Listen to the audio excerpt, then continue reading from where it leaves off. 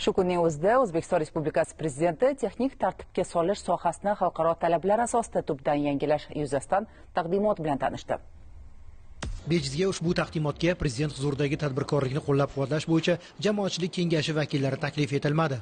Hurmatli Prezidentimiz shaxsan o'zlarini tashabbuslari bilan juda katta liberallashtirish, ya'ni bozor tamoyillariga yaqinlashish, yana ham shu tomonga jidish, ya'ni to'siqlar tadbirkorlikka olib borayotganimizda importda, eksportda bu eng katta to'siqlarni oldirtirib tashlash, ya'ni bu sertifikatlash, standartizatsiyalash va buni boshqacha tizimda, boshqacha uslubda buni qo'llashda ruxsat berish yoki shuni boshqalardan yangi tashkillashtirishga bir katta jarayonni hozir muhokama qildik. Bu tadbirkorlarimiz uchun bu birinchi navbatda bozor iqtisodiyoti, ya'ni hamma odil, xolis va rivojlanishga juda katta turtki.